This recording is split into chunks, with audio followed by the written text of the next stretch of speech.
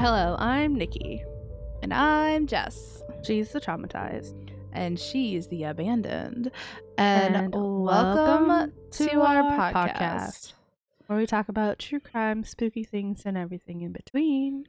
And today we're going to be talking about some abandoned places. Let's go. And how the tables have turned. Because shockingly, I am sick. Oh, yeah. No, she's very sick. She's very sick. And she's trooping it up and she's doing it. For once, I'm not. Right? For once. But yeah, so how are you other than being sick? Or do you want to talk about being sick? We can talk about being sick. Okay. Like, literally all I did all week was sit on the couch and die. Yeah, no, during our last recording, my husband took our son to like a play place where they have like trampolines, blow up things, you know, stuff like that, foam pit, everything, all the fun stuff. Yep. And he came home, and the next day on Sunday, I was in the middle of a cleaning frenzy, and Beanie was very feverish, lethargic. He threw up, like sick. So I had to go into like super mom mode and take care of him. And then lo and behold, the next day, I get feverish and stuff. But it wasn't bad until like Wednesday hit, and I had a sore throat, and it was so hard to just swallow anything. Like, that sucks. Sore throats are the worst. I could barely drink water. Like, it was bad. Yeah. But I think we're on the uphill. Finally. That's good. Finally. A week later, I'm on the uphill. But yeah, so that was my week, and there's probably going to be a lot of editing that I need to do of coughing and sniffling and I try stuff. to take most of those out when I do my first edit, which I know I'm not supposed to do, but I do it anyway. I'm also probably going to talk slower so it's easier. You don't die. Yeah. You trooper. I don't remember recording when I'm sick, so this will be fun. Well, I think the major difference is like, I'm pretty sure I have just a common cold. You had COVID, so you were like, Yo, that was fucked. You were and you had an infection on top of that, right? Yeah. So like you were not only sick, but probably high on like antibiotics and all that other stuff. Yeah. But yeah. So well, I hope you feel better. Thanks. How was your week? It was good. Nothing too crazy. We're into February, which is exciting. Insane. We finally got each other's Christmas present. Sent. I got mine. I love everything. I'm wearing the bracelet. I basically got us friendship bracelets. Like, cute. And then socks, which are Schitt's Creek socks, which are like probably one of my favorite things. I love them so much. It's amazing. And a book, and I can't wait to read. So it was awesome. I appreciate you guys so much. I can't wait for you guys to get yours. Monday. I'm excited. Monday. That was really it. That was really the only thing that happened this week. Like, nothing crazy to report. Just kind of trying to get my itch together. Looking for places to live. Yeah. And work. And jobs. That's literally my life now. Like, if I'm not talking to you, I am either sleeping or...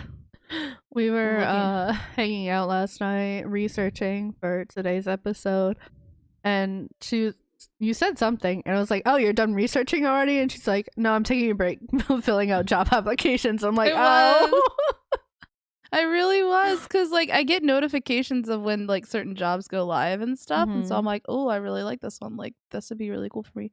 So I was just stopped what I was doing and applied, and so yeah, on doing that grind. It's so annoying. I just want one of those. Like, if I could just secure one of those two, I'd feel so much better, but I don't either. So that's what we're doing tonight, is I'm gonna be working on my apartments. But yeah, you know, all good things. Happy, positive vibes. Nothing too crazy. February is going to be better than January. So I'm manifesting it. Anyway. On the up. January was fucking wild. The ball is rolling up. You don't watch Dimension 20. You probably don't get that reference, but. Oh, we love Dimension 20. Ball is rolling up. Do you want to hear the fun fact of the day? I do. Did you know it only takes about 6 minutes for alcohol to actually start affecting your brain? Really? Give yourself 6 minutes and you'll see your favorite alcoholic beverage can go to your head a lot quicker than you think. Researchers at Heidelberg University Hospital found that just in 6 minutes after consuming alcohol, changes already start taking place in your brain. But how much? I mean, How much? Because like the wine that I get, I don't think is very strong. Like I can drink a whole bottle and not feel anything. well, then I don't feel bad about giving you wine times. Yeah, I don't know. And I'm sure it has to do with like how much it affects has to do with like your tolerance and stuff like that Yeah. too. So True. but yeah, it can affect it as early as up to 6 minutes after consuming, which is insane. Insane. Insane to the membrane. Don't drink and drive. Don't drink and drive. Short and sweet. We talked a Yeah. lot this week. You could tell. We hung out. We've hung You were out a sick. lot this week. So what are you telling me about today? What's your abandoned place? Oh yeah. So 'Cause I don't know it. I don't think I do. have you ever heard of Fordlandia? What thoughts I've- come to your mind when you hear the word Fordlandia? Fordlandia, I'm thinking amusement park. Amusement park. That's what I'm thinking of. I don't know why. Why? What is it? Wrong. Okay.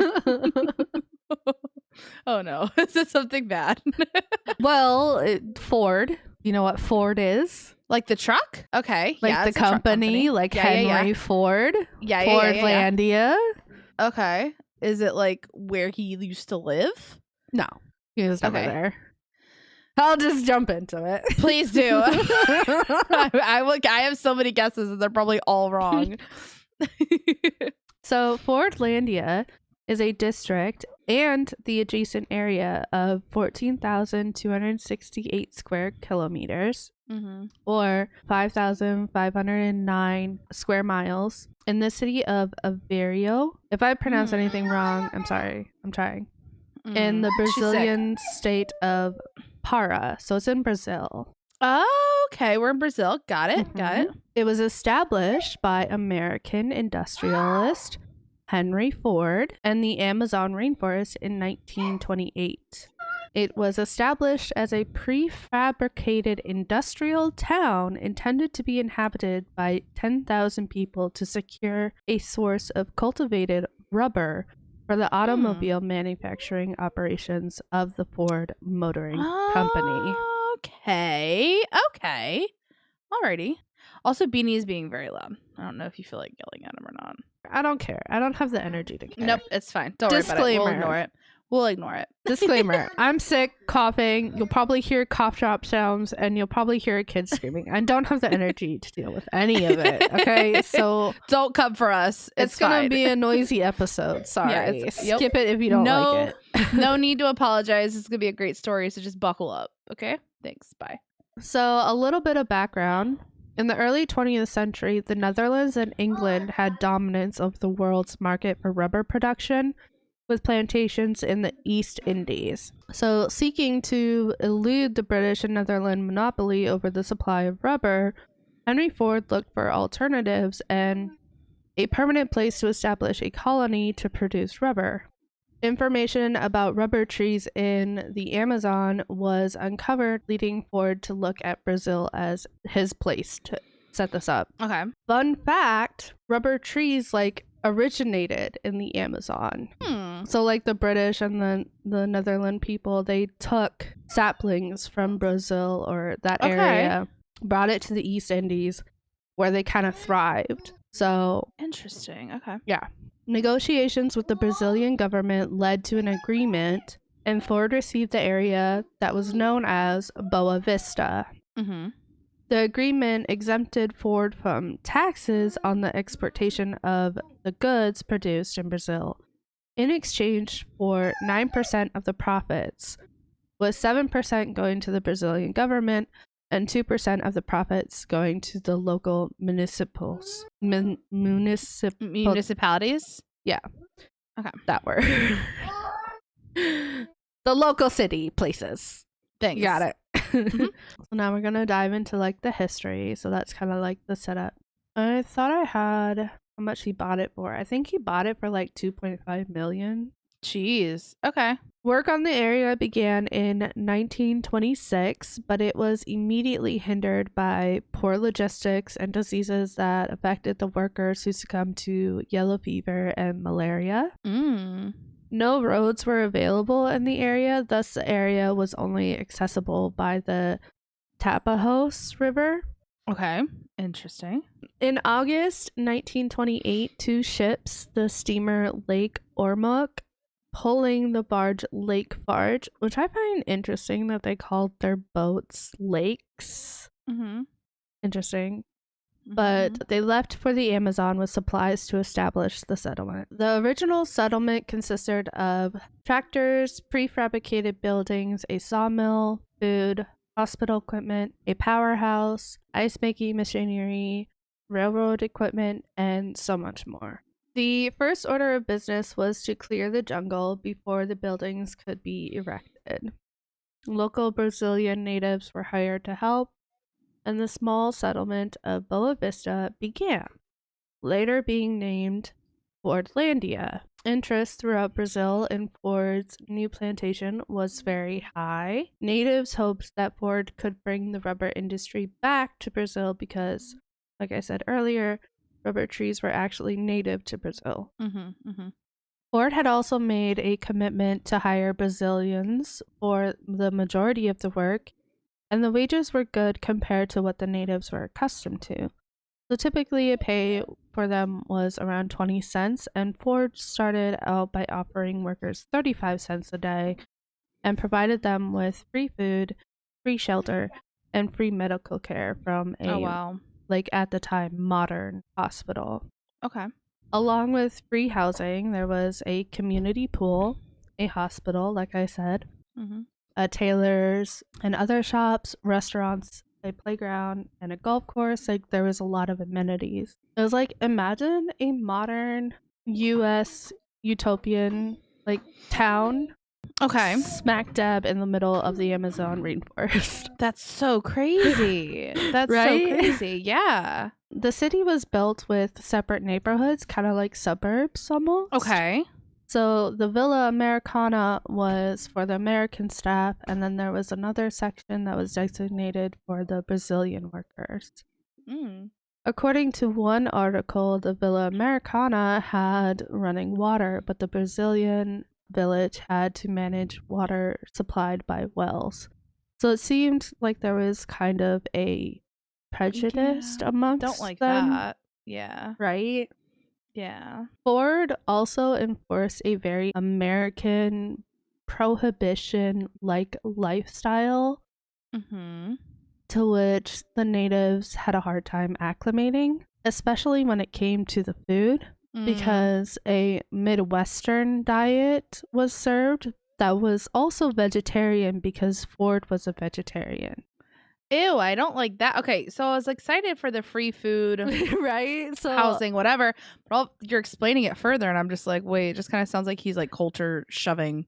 Not even because it's vegetarian. No, like, yeah, it's culture shoving at its finest. Like, yeah, because I was like along the same lines. I was like, oh my god, free food, and then I kept reading, and I was like, wait, they only get like bread, soybeans, canned fruit.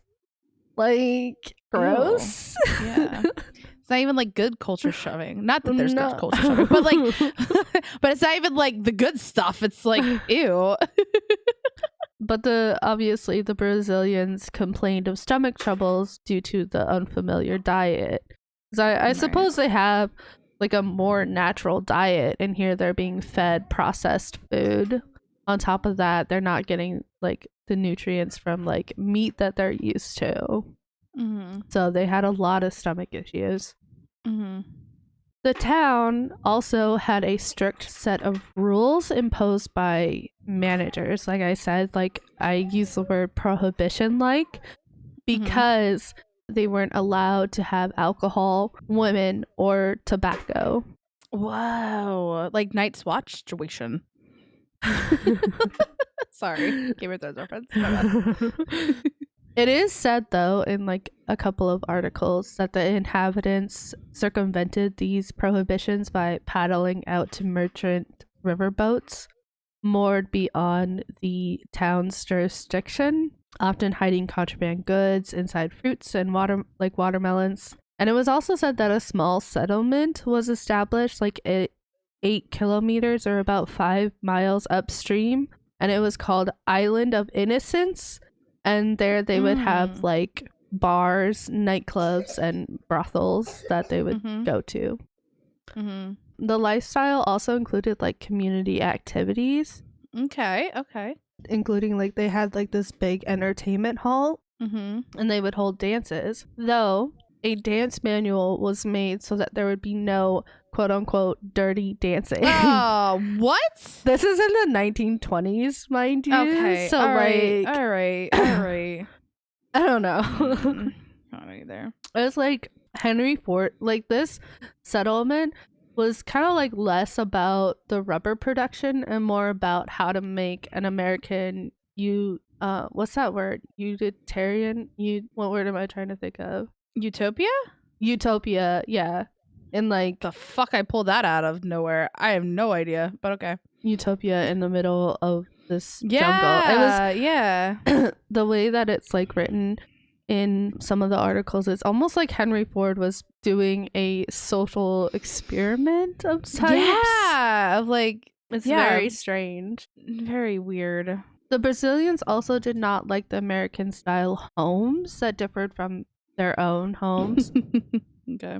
which were typically built off the ground to discourage bugs and things. Because they're in the middle of the forest, The like friggin' next to a river. Like You would think if you're building and I think companies nowadays do a pretty good job of that. If you're building in a new area, you go to like that culture because they obviously know what the hell they're doing. yeah, Like this guy's like, nah, we'll just be Americans and drop everything that we want. Like, no. they also did not like the working hours, preferring to work before sunrise and after sunset to kind of avoid the Amazon heat. Avoid the heat, right? So because of all of these like kind of lifestyle changes that were enforced on them, there was a significant amount of turnover because it was enticing for the pay because they were getting paid a lot more, but at the same time it's like these conditions are miserable for us. So kind of looking at this, the settlement part of this was kind of failing, and on top of that the trees were kind of failing as well. Why? Oh, sorry. We'll go into it. Yeah. Clearing the jungle first was obviously excruciating work. And then in lower temperatures, the latex is concentrated in the lower areas of the tree. As the temperature rises during the day, the latex spreads through the tree, making tapping less effective. So due to this, the typical journey of a rubber tapper began early in the morning at around 5 a.m., ending around noon. Okay. Do you want me to kind of go into the natural rubber process? I'll do it quickly. Okay, brief overview. I don't need you to go into a lot of details. Obviously, it begins at harvest when latex sap is cut or peeled back from the bark of a rubber tree. So like I was saying, they get latex, kind of like a, my thought is like a maple tree, how they put a tap in and it like drips out.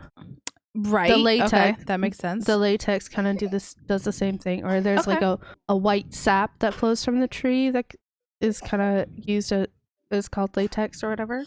Okay. And then one of the most common ways to process the latex after this is to coagulate the substance by adding formic acid. And this takes roughly about 12 hours to complete. And then rollers squeeze water out of the coagulants to create flat sheets of rubber, which are then dried on racks. And then obviously I think from there they turn it into whatever they need it to be.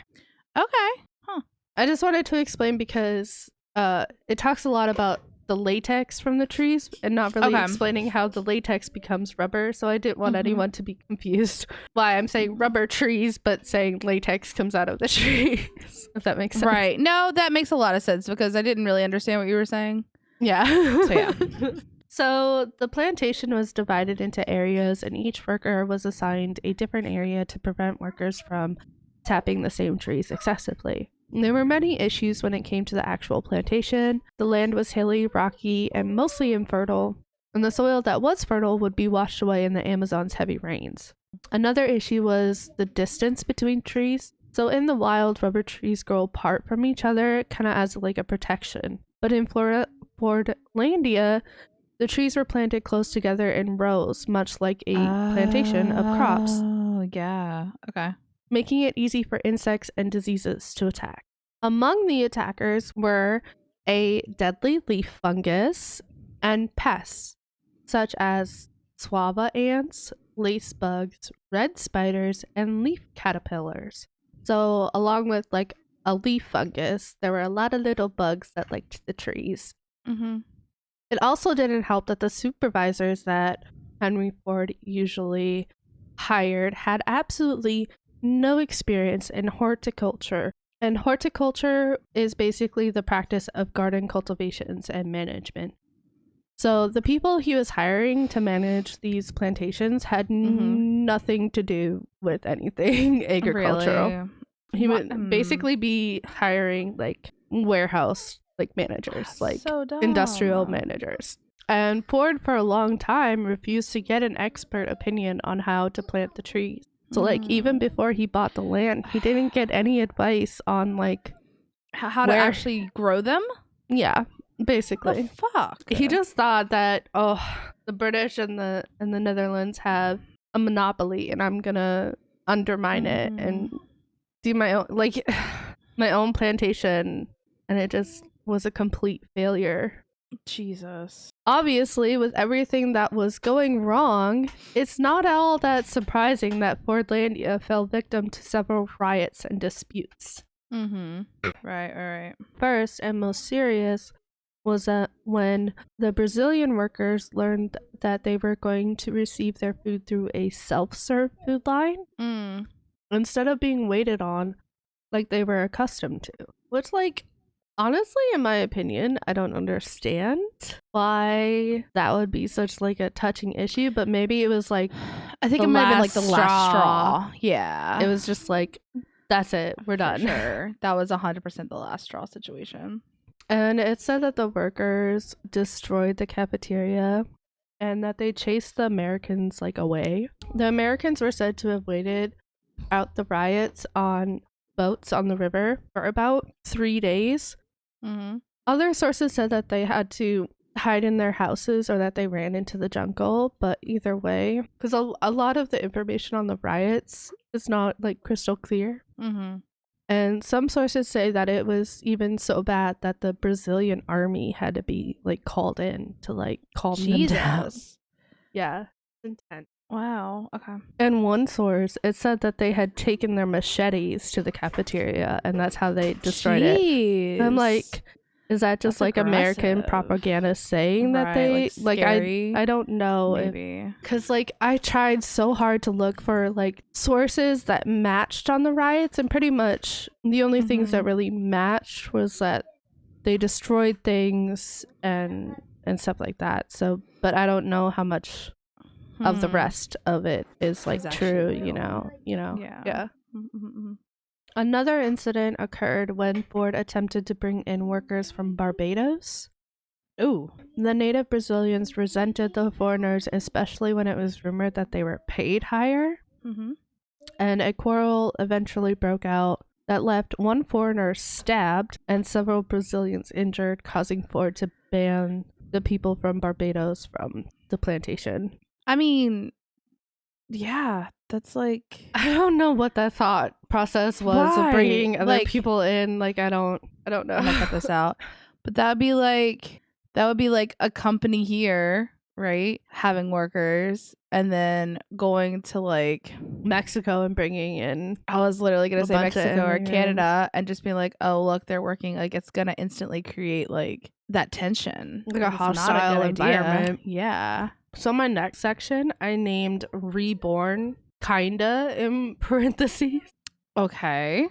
After that low point, Fordlandia faced a turning point. Ford managed to finally find a successful manager in Archibald Johnston, who turned the city around after the riot by paving roads and finishing the housing. Ford also finally hired Dr. James Weir, a plant pathologist, who after a survey of the surrounding land suggested a new property 80 miles downstream from Fordlandia. So the new plantation named Belterra was established, and Ware had obtained 2,046 buddings. He actually obtained these buddings from like the West Indies, where the British and the Netherlands had their farms, their rubber trees. He also founded a research laboratory and nursery at the Belterra. And nursery, for some of you who don't know, it's like a plant nursery. Yeah. Which I didn't know until like recent years that that's a thing. When I hear nursery, I think of babies. Babies. Yeah. Well, I mean, they're baby plants. Baby plants, true. Fordlandia was not completely abandoned, but major operations were transferred. By 1940, there were 500 employees at Fordlandia, while there were 2,500 employees at Belterra. The early success of Belterra was partially due to the settlement being more accommodating to the needs of the natives. Shocking. Right. And in 1942, the first commercial tapping of the rubber trees began, and 750 tons of latex were produced. Damn. This was way underneath the 38,000 tons Ford needed annually, but it was Sorry. But it was estimated by 1950 that the plantations would produce that much. So they're starting to pick up speed. Okay. Although Belterra was becoming successful, it was also plagued with leaf fungus problems. Technicians tried to contain the epidemic, and their approach was working, but then the Second World War brought additional problems. Okay. During World War II, the rubber supply was cut off from the Far East. The Ford plantations continued to produce, but a reliable supply of rubber was kind of difficult. So they would still be producing, but they weren't really reliable at the end of the day. Right. Okay. By the time the war ended, Ford was in poor health, and management of the company fell to his grandson Henry Ford II, who promptly cut into the company's ballooning costs by selling underperforming assets. And Fordlandia was first on the chopping block. That's fair. So in 1945, Henry Ford II, the grandson, he sold it back to the Brazilian government for a loss of over $20 million. Or in 2021's money, basically $301 million.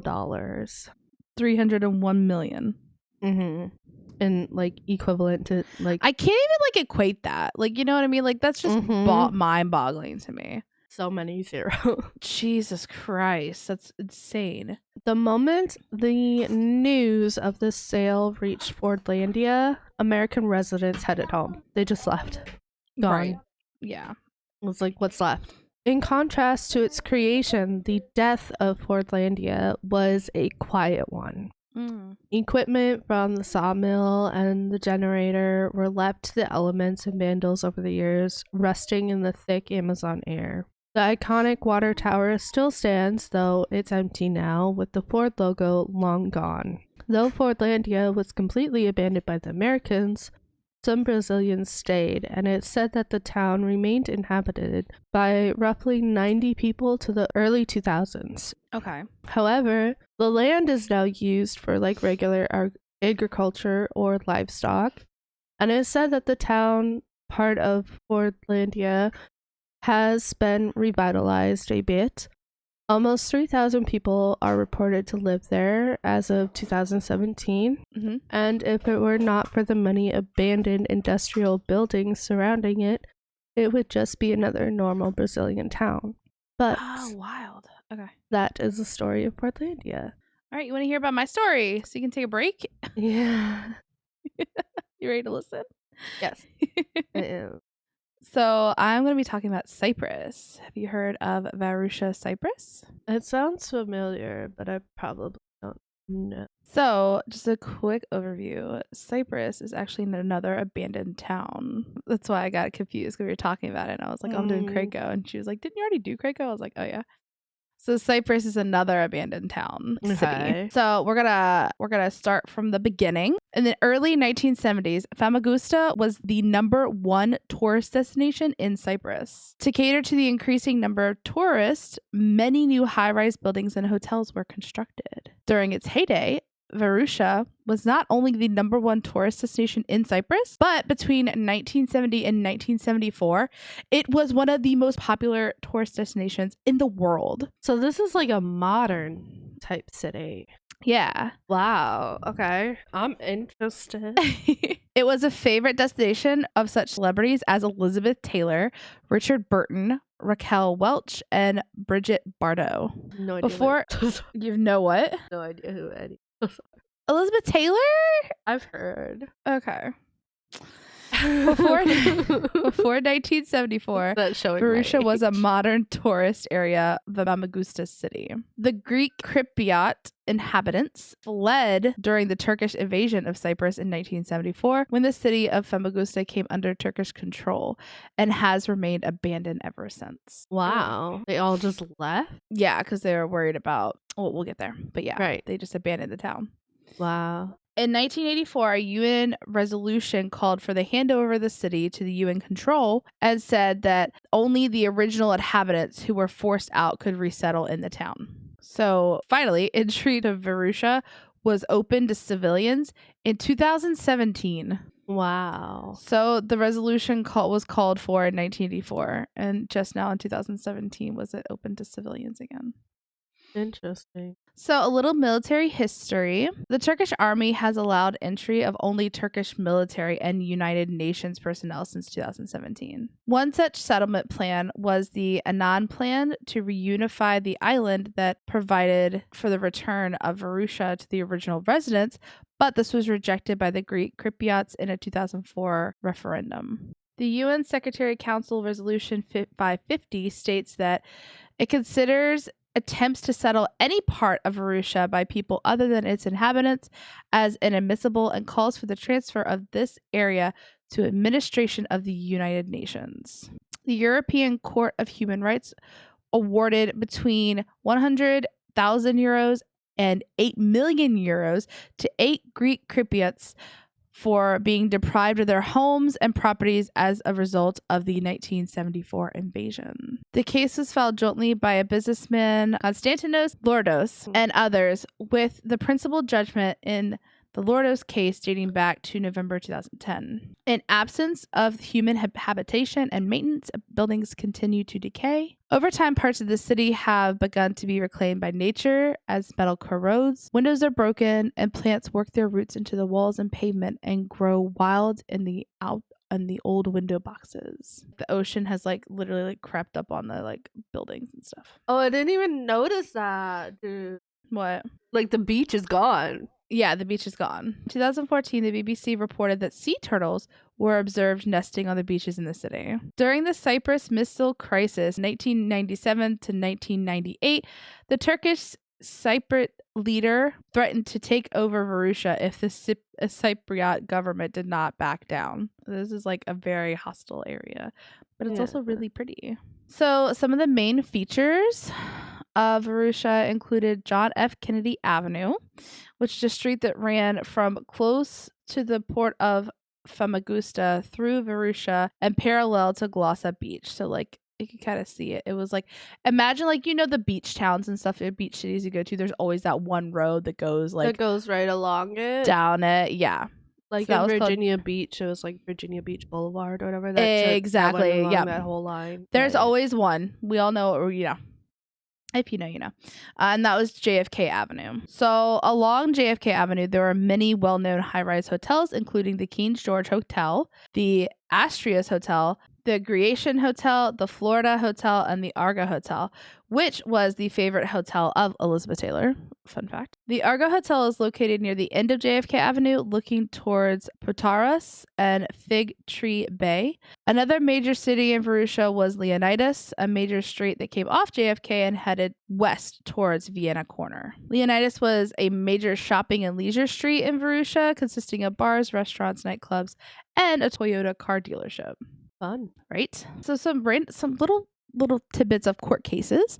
According to Greek Cypriots, 425 plots exist on the Varusha beachfront, which extends from Constandia Hotel to the Golden Sands Hotel. The complete number of plots in Varusha is 6,082. So there's 425 beachfronts, but there's 6,082 complete like plots in this city. There are 281 cases of Greek Cypriots who filed to the Immovable Property Commission, the IPC, of Northern Cyprus for compensation because they literally just lost everything. In 2020, Greek Cypriot Demetrius, I'm not going to try to pronounce that last name, filed a lawsuit seeking state compensation for financial losses. So this is still continuing to this day. Like that was, they're trying to get compensation because they literally just had to leave. And I mean, if you look at it, go ahead. Was there a war going on, or were the Turkish, so they just invaded? And they invaded. There's some talks of reopening. What do you mean? As like a final destination? Yeah. So the population of Varusha was 226 in the 2011 Northern Cyprus census. Again, going back to what we said, the only people who were allowed in there up until 2017 were military or UN. So the 226 people in 2011 were only military and UN people. In 2017, Varusha's beach was opened for the exclusive use of Turks. In 2019, the government of Northern Cyprus announced that they would open Varusha to settlement. On November 14, 2019, Ersin Tartar, the Prime Minister of Northern Cyprus, announced that Northern Cyprus aims to open Varusha by the end of 2020. On July 25, 2019, Varusha Inventory Commission of Northern Cyprus stated its inventory analysis on the buildings and other infrastructure in Varusha. On December 9, 2019, Ibrahim Binter, the Director General of Turkish Cypriot Religious Foundation Administration, declared all of Maris Varusha to be the property of EVKF. Binter said that EVKF can sign renting contracts to Greek Cypriots if they accept that the fenced-off town belongs to them. This is in 2019, so they're still fighting. In 2019-2020, inventory studies of buildings by the government of Northern Cyprus were concluded. On February 15, 2020, the Turkish Bar Association organized a roundtable meeting at Sandy Beach Hotel in Varusha, which was attended by a lot of very important Turkish Cypriot officials. On the 22nd, Cyprus declared that it would veto European Union funds to Turkish Cypriots if Varusha was opened to settlement. On October 6, 2020, Ersin Tartar, the Prime Minister of Northern Cyprus, announced the beach area would be reopened on the 8th of October in 2022. Turkey's current president said that Turkey fully supported the decision. The move came ahead of the 2020 Northern Cypriot presidential election, in which Tartar was a candidate. So his big move for presidency was I'm going to reopen the beaches. His People's Party withdrew from the Tartar cabinet, leading to the collapse of the Turkish Cypriot government. Basically, that just completely fell through and the whole government collapsed. The EU's diplomatic chief condemned the plan and described it as a serious violation of the UN ceasefire agreement. In addition, he asked Turkey to stop this activity and expressed extreme concern over Turkey's decision to do this. Right. On October 8th, 2020, some parts of Varusha were reopened from the Officers Club of the Turkish. So from the Officers Club of Turkish and Turkish Cypriot Army to the Golden Sands Hotel. So did not matter any of this other shit. They still opened up the part of the beach on October 8th, 2020. So the main avenue in Varusha has been renamed after Samet Sankar, who is the Chief General Staff of Turkey from 1973 to 1978, which was the period included in the Turkish invasion of Cyprus. So basically, they renamed the main boulevard to one of the Chief General Staff who was there. Yeah, when he took over.